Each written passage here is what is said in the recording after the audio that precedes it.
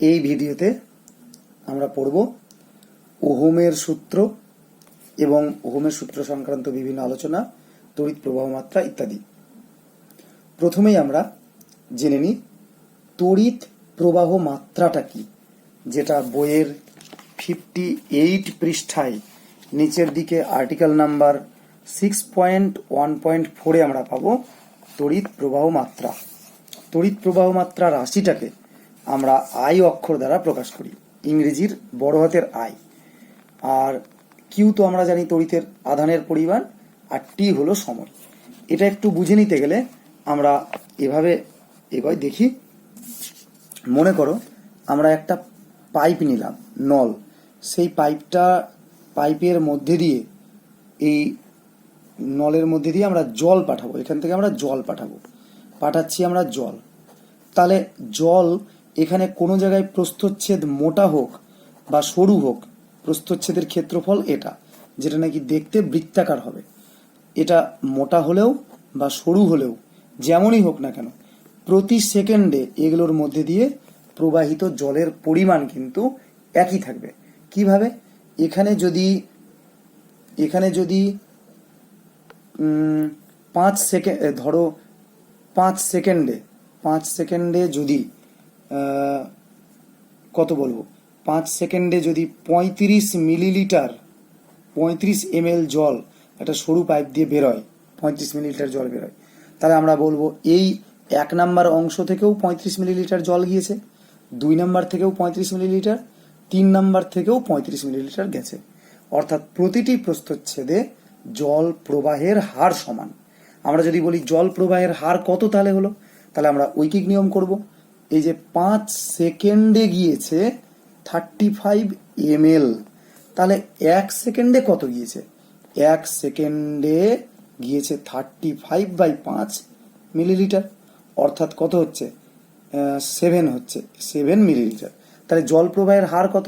সংক্ষেপে বললে আমরা কথা বলবো 7 ml পার সেকেন্ড, মানে 1 সেকেন্ডে 7 মিলিলিটার গিয়েছে। এটা হলো জল প্রবাহের হার। জল প্রবাহের হার আমরা কিভাবে বের করলাম? মোট জলের পরিমাণকে সময় দিয়ে ভাগ করে বের করলাম, যে কতটা জল কত সময়ে গেল। তাহলে আমরা এই রাশিটাকে আমরা বলছি জল প্রবাহের হার। তেমন যদি আমরা এটাকে পাইপের বদলে আমরা যদি মনে করি এটা একটা তার, ইলেকট্রিক তার, তাহলে একটা পরিবাহী তার, এই তারের মধ্যে দিয়ে তড়িৎ প্রবাহিত হচ্ছে, অর্থাৎ ধনাত্মক আধান যাচ্ছে, আমরা বুঝবো ধনাত্মক আধান। উল্টো দিকে করলে ইলেকট্রন যাচ্ছে এদিকে, আমরা বুঝবো ধনাত্মক আধান এদিকে যাচ্ছে। তাহলে তড়িৎ প্রবাহ যে এদিকে হচ্ছে, তাহলে প্রতি সেকেন্ডে যে কোনো প্রস্থচ্ছেদ দিয়ে কি পরিমাণ তড়িৎ আধান গেল, সেটাকে আমরা বলবো তড়িৎ প্রবাহ মাত্রা। যেমন এটা জলের প্রবাহের হার বা জল প্রবাহ মাত্রা, তেমন আমরা এখানে বলবো তড়িৎ প্রবাহ মাত্রা। ধরি, কথা সেভাবেই বলতে পারি। মনে করো 35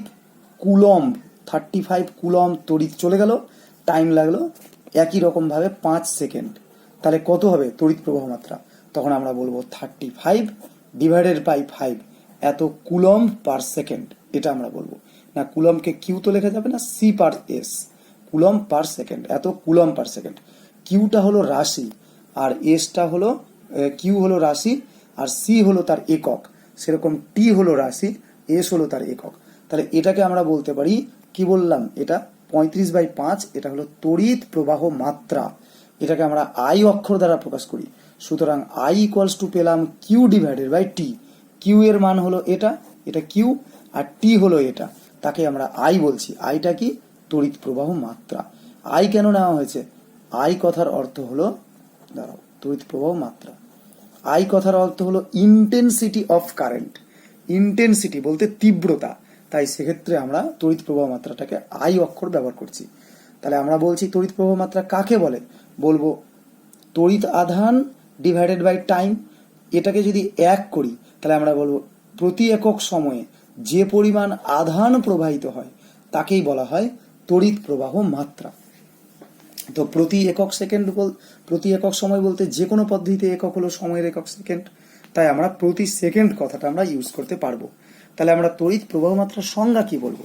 সংজ্ঞা বলবো এরকম, কোনো পরিবাহীর যে কোনো প্রস্থচ্ছেদের মধ্যে দিয়ে প্রতি সেকেন্ডে প্রবাহিত তড়িৎ আধানের পরিমাণকে ওই পরিবাহীর তড়িৎ প্রবাহ মাত্রা বলে। এই যে এটাকে যদি আমরা এক করি টি কে, তাহলে আই ইকুয়ালস টু কিউ হচ্ছে, অর্থাৎ প্রতি সেকেন্ডে যে পরিমাণ আধান যায় তাকেই প্রবাহ মাত্রা বলে। এটাকে কোনাকুনি গুণ করলে বা এখান থেকে আমরা পাচ্ছি কিউ ইকুয়ালস টু আইটি। আমাদের এটা ভালো করে মুখস্থ রাখতে হবে, বক্স করলাম যেটা, এটা করে নেবে। এবং এটাও মনে রাখতে পারি, এখান থেকে আমরা বিভিন্ন সম্পর্কগুলো পাবো। এটা কিন্তু রাশিগুলির সম্পর্ক, তড়িৎ প্রবাহ মাত্রার রাশিগুলির সম্পর্ক। আবারও বলি, প্রবাহ মাত্রা কি, তাহলে প্রবাহ মাত্রাকে প্রবাহ মাত্রা, এটাতে আমরা তিনটে জিনিস বলছি। দেখো, প্রবাহ মাত্রাকে আমরা বলছি আই, আবার প্রবাহ মাত্রার একক হলো এ, আর মাপার যন্ত্র হলো এ। সংক্ষেপে এটা আইটা কি, আই হলো ইন্টেন্সিটি অফ কারেন্ট, মানে এটা হলো রাশিটাকে আমরা বোঝাই সাংকেতিক চিহ্ন দ্বারা, এটা রাশি। এটা কি, এ হলো একক, তাহলে অ্যাম্পিয়ার, অ্যাম্পিয়ার সংক্ষেপে আমরা এ বলি, অ্যাম্পিয়ার এ, তড়িৎ প্রবাহ মাত্রার এসআই একক বা ব্যবহারিক একক এ। আর এটা কি, অ্যামমিটার, অ্যামমিটারটা হলো যন্ত্র, তড়িৎ প্রবাহ মাপার যন্ত্র। কি দিয়ে মাপবো, সেই অ্যামমিটার যন্ত্র দিয়ে আমরা মাপতে পারি। আর এটা হলো একক, তাহলে প্রবাহ মাত্রার আই হচ্ছে এ হচ্ছে, আর যন্ত্র হলো অ্যামমিটার। সেরকম সব কিছুই প্রায় থাকে, যেমন বিভব প্রভেদের আমরা বলছি ভি, বিভব প্রভেদের, যদি এটা আমরা বিভব প্রভেদ একইভাবে বলতাম, তাহলে বিভব প্রভেদকে আমরা ভি দিয়ে প্রকাশ করি, আর একক হলো ভোল্ট, আর যন্ত্র হলো ভোল্ট মিটার। তাহলে এবার এক্ষেত্রে বিভবকে আমরা ভি দিয়ে প্রকাশ করছি, এটা হলো একক হলো ভোল্ট, আর এটা হলো ভোল্ট মিটার। এক্ষেত্রে কিন্তু একই দেখা যাচ্ছে যে সবগুলোই প্রায় ভি। সংক্ষিপ্ত আকারে লিখলে আমরা এটাকেও ভি বলি, এটাকেও ভি বলি, আর ভোল্ট মিটারটাকে আমরা বানান করেই লিখি ভোল্ট মিটার।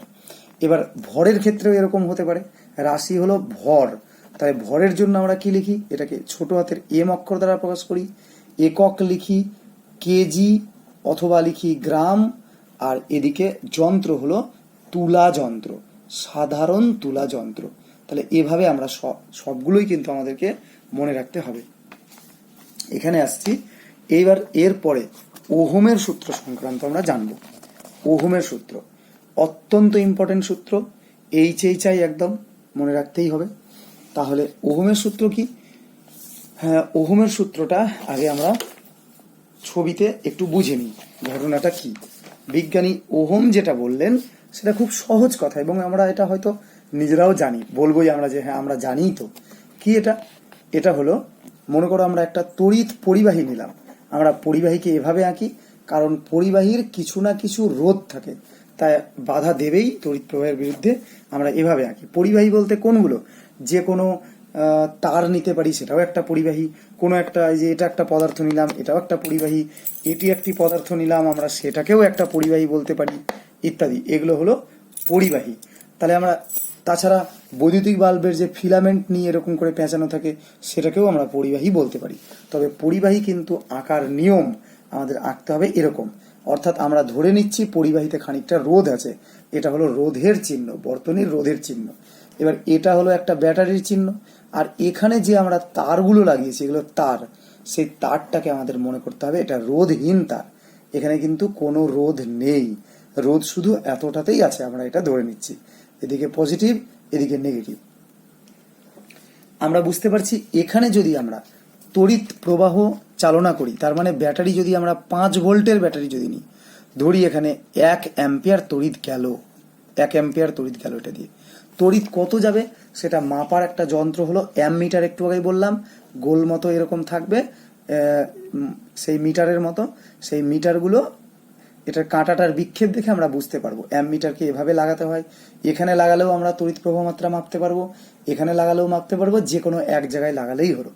তাহলে 5 ভোল্ট আমরা যদি দিই, তাহলে মনে করি 1 অ্যাম্পিয়ার তড়িৎ গেল। এবার কেউ মনে করলো যে আমরা 5 ভোল্ট না, আমরা এবার দুটো ব্যাটারি লাগাবো, এখানে আমরা 10 ভোল্ট দিলাম।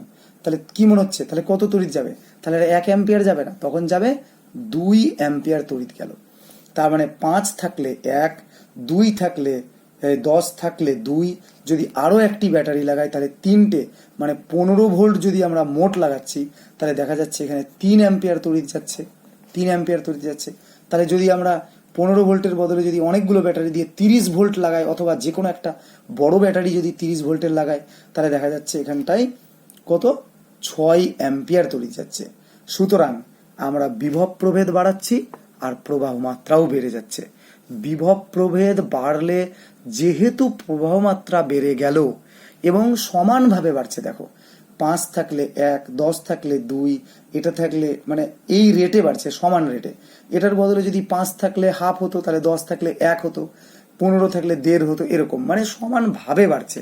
সেই জন্য আমরা বলতে পারি এটা বাড়ালে ওটাও বাড়ছে, তাই সমানুপাতিক সম্পর্ক। তাই আমরা বলবো কোনো পরিবাহীর মধ্যে দিয়ে প্রবাহিত তড়িৎ প্রবাহ মাত্রা ওই পরিবাহীর দুই প্রান্তের যে মোট বিভব প্রভেদ থাকছে তার সমানুপাতিক। তাহলে কি সম্পর্কটা হলো? কোনো পরিবাহীর মধ্যে প্রবাহিত তড়িৎ প্রবাহ মাত্রা, কোনো পরিবাহীর মধ্যে দিয়ে প্রবাহিত তড়িৎ প্রবাহ মাত্রা, অথবা আমরা শুধুই বলতে পারি তড়িৎ প্রবাহ মাত্রা। তাহলে কি বলবো? কোনো পরিবাহীর মধ্যে তড়িৎ প্রবাহ মাত্রা ওই পরিবাহীর দুই প্রান্তের বিভব প্রভেদের সমানুপাতিক। হ্যাঁ, এখানে একটি কন্ডিশন, একটি নয় বেশ কয়েকটি কন্ডিশন উল্লেখ করতে হবে, শর্ত। কেন উল্লেখ করতে হচ্ছে? কারণ দেখা যাচ্ছে যদি আমরা 5 ভোল্টের ব্যাটারি নিয়ে 1 অ্যাম্পিয়ার তড়িৎ পেলাম, তারপরে যদি আমরা 10 ভোল্টের ব্যাটারি নিয়ে 2 অ্যাম্পিয়ার তড়িৎ পাচ্ছি, কিন্তু যদি আমরা 5 ভোল্টের ব্যাটারি নিয়ে যখন 1 অ্যাম্পিয়ার তড়িৎ পেলাম, তখন আমরা ঘরের উষ্ণতা বা এই ব্যবস্থাটার উষ্ণতা 15 ডিগ্রি সেন্টিগ্রেড রেখেছি, আর যখন 10 ভোল্ট তড়িৎ নিয়ে কাজ করছি তখন এটাকে আমরা রোদে নিয়ে গিয়ে করছি অথবা উত্তপ্ত করে করছি, মনে করো 50-60 ডিগ্রি সেন্টিগ্রেড নিয়ে কাজ করছি, তাহলে পরে দেখা যাবে আর 2 অ্যাম্পিয়ার তড়িৎ পাবো না 10 ভোল্টে, দেখা যাচ্ছে আরো কম পাচ্ছি, মনে করো 1.8 অ্যাম্পিয়ার পাচ্ছি। তার মানে সমানুপাতিক সম্পর্কটা আর রইল না। এবার এরপরে ধরো দেখা গেল আরও যখন আমরা ব্যাটারির ভোল্টেজ বাড়ালাম, এটা আরও নিজে থেকে উত্তপ্ত হলো, অথবা আরও আমরা বাইরে থেকে উত্তপ্ত করলাম, তার ফলে দেখা যাচ্ছে যে এবার 1.8 পরে যেটা হওয়ার কথা ছিল সেটা না হয়ে আরো অন্য একটা অ্যাম্পিয়ার পেলাম। সুতরাং এখানে তখন বিজ্ঞানী ওহম বললেন যে উষ্ণতাটাকে স্থির রাখতে হবে, উষ্ণতা স্থির না রইলে হবে না। সুতরাং উষ্ণতা স্থির রাখতে হবে, এটা একটা কন্ডিশন, অর্থাৎ উষ্ণতা হলো এই সূত্রের ধ্রুবক রাশি। আচ্ছা, তাছাড়া আমরা যদি এখানে স্টিলের স্কেলের মধ্যে দিয়ে বা স্টিলের পরিবাহীর মধ্যে দিয়ে তড়িৎ প্রবাহ পাঠাই, তারপরে যদি আমরা লোহার মধ্যে পাঠাই, তারপর তামার মধ্যে, তারপর রূপার মধ্যে বা অন্য কোনো পদার্থের মধ্যে যদি পাঠাই, প্রতি ক্ষেত্রে একই পরিমাণ ব্যাটারি বা বিভব প্রভেদ দিলে আমরা কি একই তড়িৎ পাবো না ভিন্ন পাবো? নিশ্চয়ই একই পাবো না। কেমন পাবো? আমরা সব বিভিন্ন ক্ষেত্রে আলাদা আলাদা তড়িৎ পাবো। সুতরাং এক্ষেত্রেও কিন্তু সমানুপাতিক সম্পর্ক রক্ষিত হবে না যদি না আমরা একই ব্যবস্থায় জিনিসটা পরীক্ষা নিরীক্ষা করি। তাই আমাদের এটাও স্থির রাখতে হবে। এটা মানে আমাদের রূপা বা তামা বারবার পাল্টানো চলবে না পরীক্ষাকালে, অর্থাৎ উপাদান স্থির রাখতে হবে। তাহলে উষ্ণতা স্থির রাখছি, উপাদান স্থির রাখছি। এবার যে তারটা আমরা ব্যবহার করছি সেই তারের প্রস্থচ্ছেদের ক্ষেত্রফল স্থির রাখতে হবে। একবার আমরা সরু তার ব্যবহার করলাম, তারপর ওই একই উপাদানের মোটা তার ব্যবহার করলাম, তাহলে কিন্তু অবশ্যই প্রবাহ মাত্রা পাল্টে যাবে, কারণ সেক্ষেত্রে রোধ পাল্টে যায়। তাহলে প্রস্থচ্ছেদের ক্ষেত্রফল, দৈর্ঘ্য এগুলো কিন্তু পাল্টানো যাবে না। তাছাড়া আলো, চাপ, চৌম্বক ক্ষেত্র এগুলো বিষয়ের উপরেও নির্ভর করে। তাহলে এতগুলো ধ্রুবক রাশির কথা না বলে আমরা তখন সংক্ষেপে কি বলছি? উষ্ণতা, উপাদান এবং অন্যান্য ভৌত অবস্থা। এই যে অন্যান্য ভৌত অবস্থার মধ্যে কি তাহলে পরিবাহীর দৈর্ঘ্য, প্রস্থচ্ছেদের ক্ষেত্রফল, আলোক, চাপ, চৌম্বক ক্ষেত্র ইত্যাদি, এগুলো এই অন্যান্য ভৌত অবস্থা স্থির থাকলে, এই যে এখানে লেখাই আছে দৈর্ঘ্য, প্রস্থচ্ছেদ ইত্যাদি, স্থির থাকলে বা অপরিবর্তিত থাকলে কোনো পরিবাহীর মধ্যে দিয়ে তড়িৎ প্রবাহ মাত্রা ওই পরিবাহীর দুই প্রান্তের বিভব প্রভেদের সমানুপাতিক। এবার কেউ যদি এটাকে উল্টো করে বলে যে বিভব প্রভেদ ওই পরিবাহীর দুই প্রান্তের বিভব প্রভেদ ওই পরিবাহীর প্রবাহ মাত্রার সমানুপাতিক, তাহলে ম্যাথমেটিক্যাল বা গাণিতিকভাবে এই সম্পর্কটা কিন্তু ঠিক।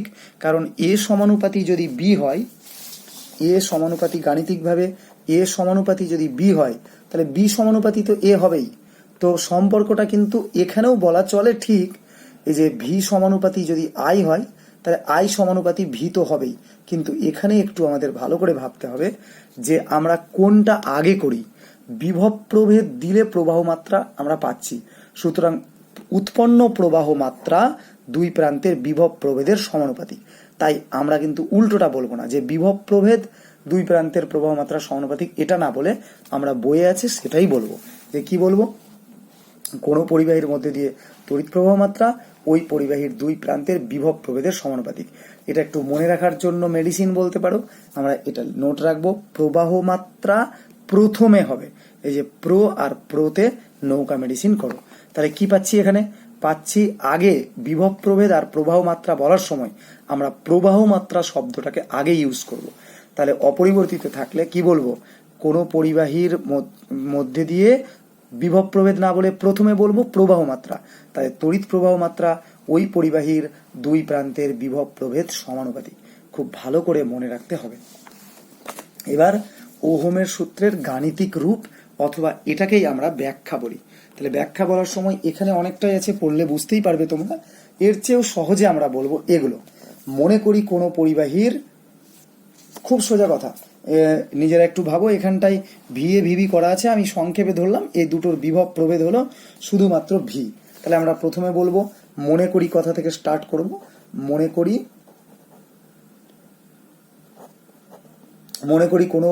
কোনো পরিবাহীর, এই একটা পরিবাহী, এর দুই প্রান্তের বিভব প্রভেদ ভি, এগুলো লিখবো আমরা, এবং তার মধ্যে দিয়ে প্রবাহিত প্রবাহ মাত্রা হলো আই। অতএব ওহমের সূত্রানুসারে, এগুলো লিখবে, অতএব ওহমের সূত্রানুসারে ভি সমানুপাতি লিখবো আই, ভি সমানুপাতি আই। তারপরে লিখবো আমরা বা লিখবো ভি ইকুয়ালস টু, এখানে একটা ধ্রুবক আনবো সমানুপাতি চিহ্ন তুললে, লিখলাম আর ইন্টু আই। একটু আগে যে সম্পর্কটা বলতে গিয়ে বাদ গেল, যে আমরা যদি আই সমানুপাতি, এখানে আবার ভুলও লিখেছিলাম, এটা আই সমানুপাতি ভি।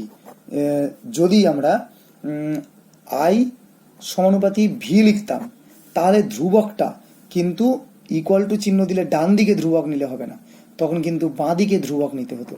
এভাবেও করা যেতে পারে, এটাও কিন্তু ঠিক আছে। তাহলে এখানে আমরা এর ভিটা বাঁ দিকে লিখেছি, সুতরাং এখানে আমাদের আরটা ডান দিকে লিখতেই হবে। আমরা ভালো করে মনে রাখবো V equals to I R, V equals to I R, বারবার মনে রাখবে V equals to I R, V equals to I R, V equals to I R. অথবাও মনে রাখতে পারি V equals to I R, V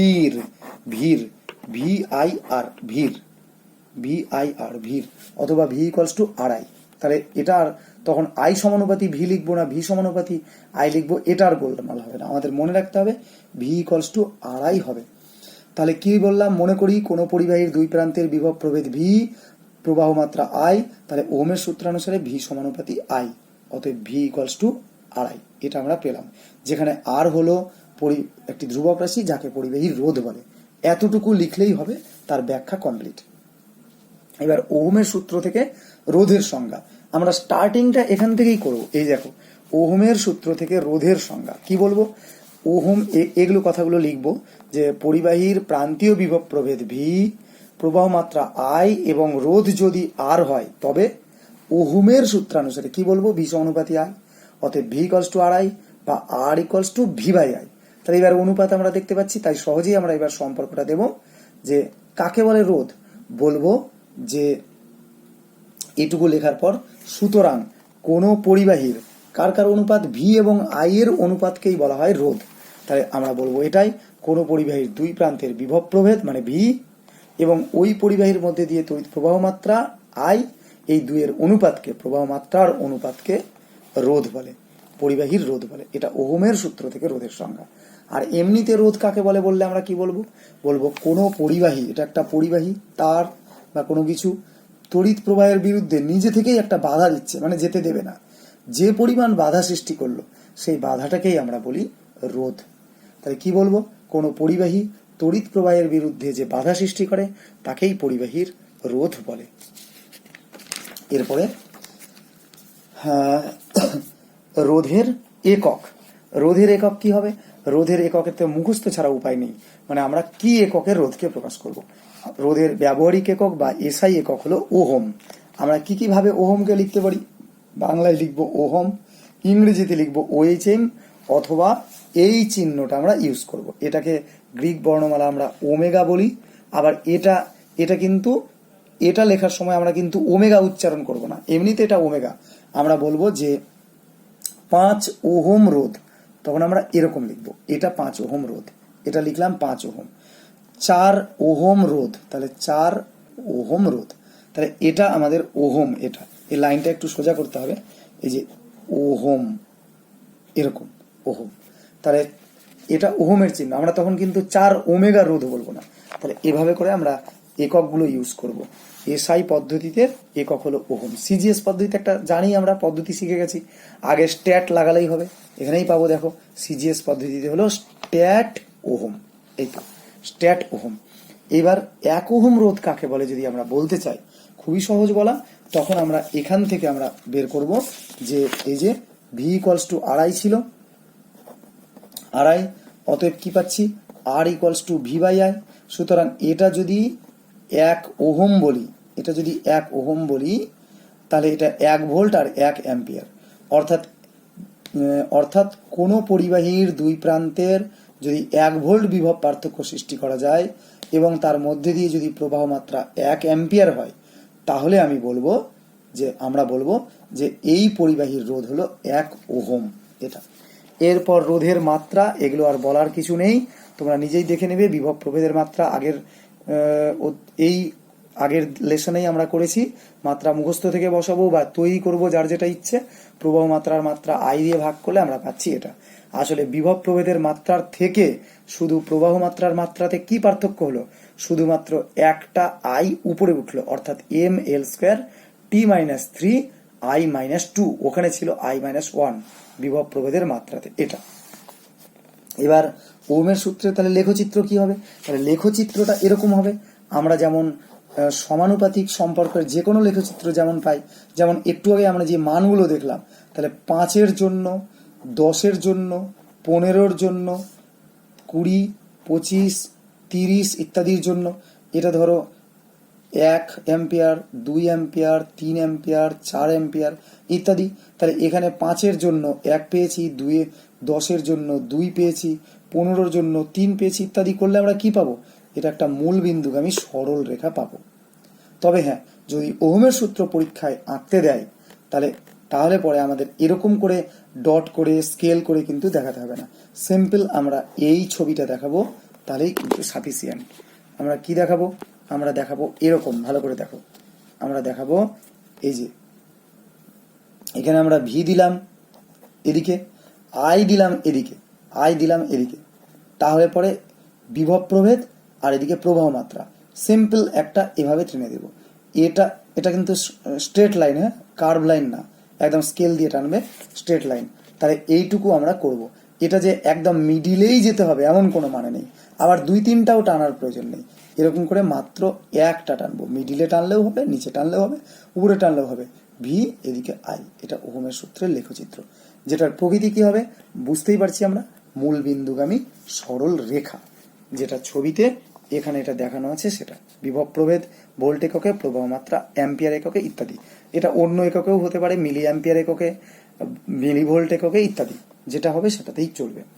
এইবার আমরা যদি কোনো পরিবাহীর ক্ষেত্রে আমরা দেখি যে আমরা যখন ভি আর আই এর মান নির্ণয় করলাম তখন ঠিক এরকম লেখচিত্র না হয়ে এরকম হলো, তখন আমরা বলবো এই পরিবাহীটা ওহমের সূত্র মেনে চলছে না, অর্থাৎ বিভব প্রভেদ এবং প্রবাহ মাত্রার সঙ্গে ঠিক সমানুপাতিক সম্পর্ক বজায় নেই, মানে যেমন ভাবে এটা বাড়ার কথা তেমন ভাবে একদম একইভাবে বাড়ছে না। এ ধরনের পরিবাহীকে আমরা বলবো অওহমীয় পরিবাহী। একটা হলো ওহমীয় পরিবাহী। কাদের বলবো ওহমীয় পরিবাহী? যে সমস্ত ধাতব পরিবাহী ওহমের সূত্র প্রযোজ্য হয় বা মেনে চলে তাদের বলবো আমরা ওহমীয় পরিবাহী। কোনগুলো? উদাহরণ হলো যে কোনো কি আছে দেখো, যে কোনো ধাতব পরিবাহী হলো ওহমীয় পরিবাহী। যে কোনো ধাতুর ক্ষেত্রেই এই ঘটনাটা দেখা যায়। 2-1টা হয়তো ব্যতিক্রম থাকলেও থাকতে পারে, এই মুহূর্তে আমার মনে পড়ছে না। ধাতব পরিবাহীগুলো সাধারণত ওহমীয় পরিবাহী হয়। এদের ক্ষেত্রে আরো কি সম্পর্ক? আইভি লেখচিত্র অথবা এটাকে ভিআই লেখচিত্রও বলা যেতে পারে। সেই লেখচিত্র মূলবিন্দুগামী সরল রেখা হয়, মূলবিন্দুগামী সরল রেখা হবেই এটা। এবং তার বিপরীত দিকে যে সমস্ত পরিবাহী ওহমের সূত্র মেনে চলে না বা প্রযোজ্য নয় তাদের অওহমীয় পরিবাহী আমরা বলবো, পরিবাহী বলে। যেমন কোনগুলো?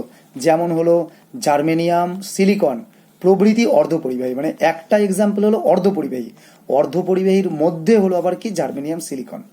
তাছাড়া রয়েছে ডায়োড, তারপরে ট্রায়োড, ভ্যাকুয়াম ভাল্ব। এগুলো আমরা ডায়োড ট্রায়োডগুলো আগে ছিল, এখনকার দিনে সেটা পরিবর্তিত হয়ে না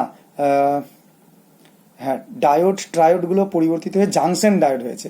ভ্যাকুয়াম ভাল্ব এগুলো ছিল ভ্যাকুয়াম ভাল্ব। তাহলে জাংশন ডায়োড যেগুলো এখনকার দিনে ব্যবহার হয় বা ট্রানজিস্টার ব্যবহার হয় সেগুলোও কিন্তু এই ওহমের সূত্র মেনে চলে না, সুতরাং তাদেরকেও আমরা অওহমীয় পরিবাহী বলবো।